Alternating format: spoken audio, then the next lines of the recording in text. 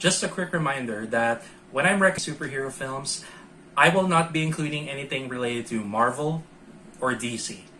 Do you know why? Let's face it, the film industry is oversaturated with those two titans around.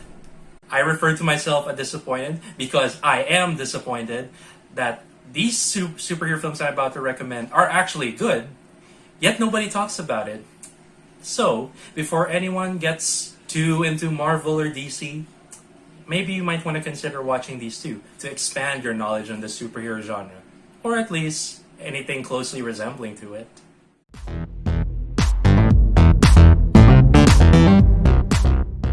History Men. I can understand why not many people talk about this movie. I mean, I've rewatched this film a week ago, and I noticed that the dialogue is a bit strange for me because, considering that it's mostly ad-lib, I can barely tell what is the overall tone of this entire movie. And you know what's funny about this film? It actually shows that superheroes have corporate sponsorships. Ironic, isn't it? Sponsorships. But anyway, what keeps me coming back to this movie is that it is making fun of the superhero genre. It is something that even before Kick-Ass did. So do yourself a favor and try to see this one first. And if you think the movie Shrek popularized the song All Star by Smash Mouth, I advise you Google and check where that song was actually popular. It's not in Shrek, it's in this film.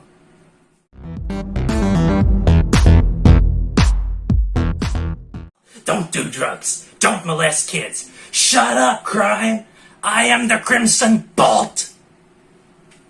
Super. If you haven't seen this film yet, you're really weird. Because this film stars Dwight from The Office, and of course, Elliot Page. I've already said the popular lines of the film, so I'm not gonna spoil more on what this film is about. Just take in mind, this is a black comedy superhero film, and that's all you need to know, because everything else is better to experience watching it yourself.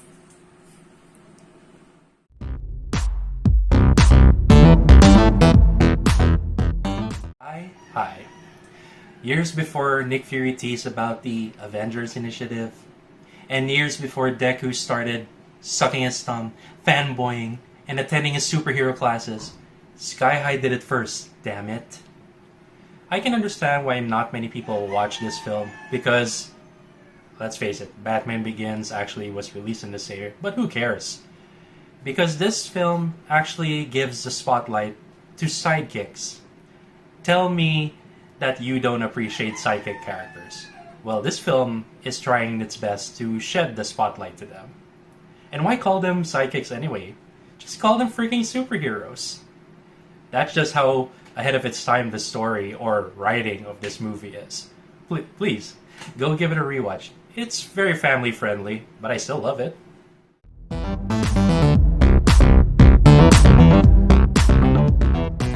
Chronicle. This particular superhero film is more in the found footage form. So, technically you're actually following 3 high school seniors who actually gain powers by discovering an unknown object, which you will find out anyway. I mean, we've all been through high school before, where when you gain power, it does something to a person. It changes the person. We all know at first it's all fun and games, until we reach to the point, whoa, screw you, I'm not gonna tell you what happens next. That just proves this movie is not only underrated, it's that good. So you watch it to find out what happens next.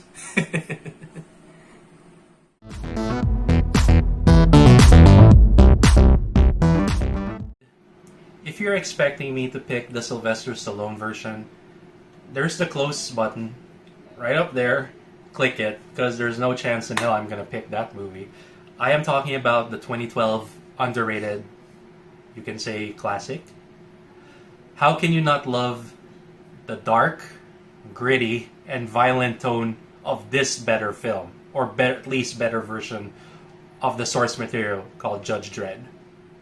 Oh, this is actually going to be a good news for you GOT fans, because the actress who played Cersei Lannister, she is the main villain of this particular... And I don't really have to say her full name. She's just called Mama.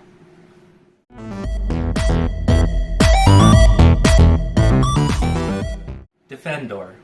Before you watch the upcoming film, the one with Venom, where it will have Carnage starring Woody Harrelson in it, before you watch that and get all crazy and be fixated on Woody Harrelson being a Marvel character, I advise you to watch this underrated vigilante, or just call it a superhero film.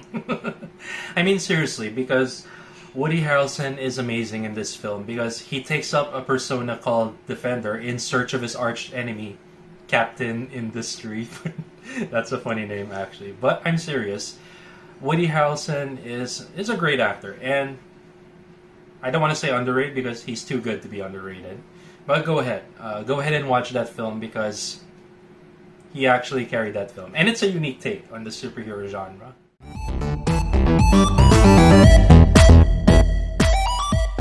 Hellboy and Hellboy 2: The Golden Army.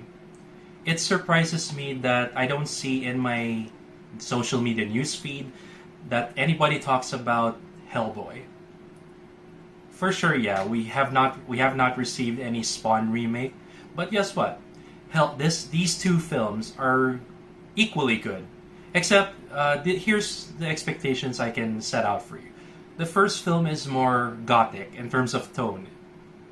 As for the second film, it feels more like an action-adventure fantasy type of superhero film.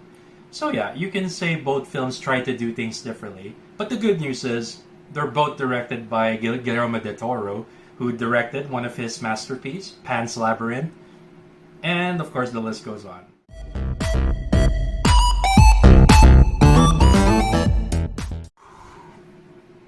I got you with my winning smile, I'm living my lesson in flair and style. You just can't help but stare myself up. Sorry about that, you got carried away there. But how couldn't I? I'm sure majority of us have seen this movie already. I mean, who hasn't seen this movie already? But here's the catch though, why it's in my recommended superhero films. Stop. Stop talking about Loki from Marvel, please. After all, I would rather see a more cartoonish version of Loki, but in the form of Jim Carrey's energetic performance. And if you don't understand that song I was singing a while ago, that's because that is the theme song of one of the best cartoons I've ever watched as a kid, The Mask. If you haven't seen either the movie or even at least a sample of the animated series, you better start pulling the alarm because it's smoking over here. But if you're gonna still talk about Loki from Marvel, oh, somebody stop me!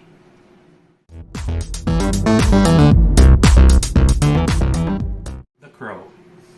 Well, from the tone of my voice, I can't really sound happy about this because, after all, while this film is being made, the late Brandon Lee actually passed away, which you can actually read about it, and it's such a shame because once I was old enough to see this film, gosh, this was such a great film. And I can't believe it's an underrated film and it actually received a cult classic. This was a great superhero film. I like the gothic tone of the film and the action is worth it. I mean, it's what I expect from somebody who is the son of the late, great Bruce Lee. So yeah. And of course, how many superheroes can you say that starts off with the hero or anti-hero actually getting killed and coming back from the dead after 1 year? Whoa, that's a lot to take in for a superhero film. But trust me, go ahead and watch this yourself because it's such a treat, not only to the eyes, but it's a great experience to see what it could have been if the late Brandon Lee became a future action star. But sadly, it never happened. But great film. Great film.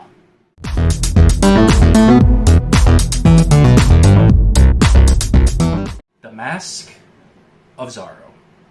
You're probably thinking, this is not a superhero movie. I'm gonna have to ask you to sit in the nearest furniture you have, or better yet, sit in the corner of the wall of somewhere there or wherever you are, and not say a damn word. Because if there's no Zorro, there is no Batman. I am pretty sure we're all used to seeing most of the money shots in superhero films going to these huge explosions, destruction of buildings, and all that amazing sound of or vroom vroom or thunder, or you get what I mean. That doesn't always work for me, because if you've watched The Mask of Zorro, you would have appreciated more than 10 seconds worth of two or more people fighting with swords. And this movie has them. The action in this film is legit. Oh, and of course, you could add the bonus of the animal comedy of the horse, which I will not give away here. Overall, this movie, for me, is a Batman Beyond before there was a Batman Beyond.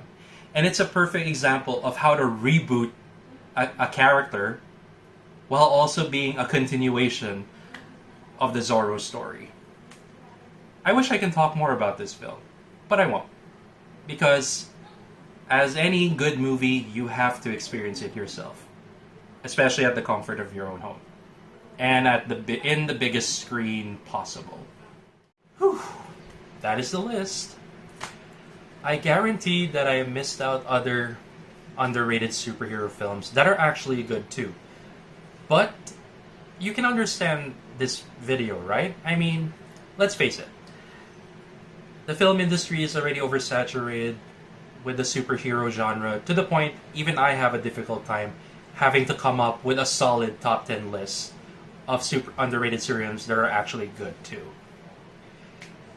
So, hopefully this particular video was able to give you an idea that if you look carefully, there are other great superhero films out there that is not always about Marvel or DC. Always expand your knowledge when it comes to films. Not just only the superhero genre, with any genre in general. Oh, before you say anything, I know that I said not to be fixated on Marvel and DC, but just to be sure, I am a Marvel fan too. And if you haven't noticed, since the first vlog we ever did, the glasses I am wearing right now, it looks similar to the one that both Tony Stark and Peter Parker were actually wearing in the MCU. So at least you know that I am a Marvel and DC fan too. But as a movie buff as well, I don't want to be fixated on those two only. It's always best to expand our knowledge when it comes to any particular film. Whew, and nothing else left to say. And just to let you know, we are on the road of reaching 2,000 followers in our Facebook page, and hopefully we can reach a similar result here in our YouTube channel by reaching to 1,000 subscribers. Don't forget to like, share, and subscribe. Oh, and don't forget to click the bell symbol in order to receive notifications of our latest uploads. Thank you. Have a great day. Yeah.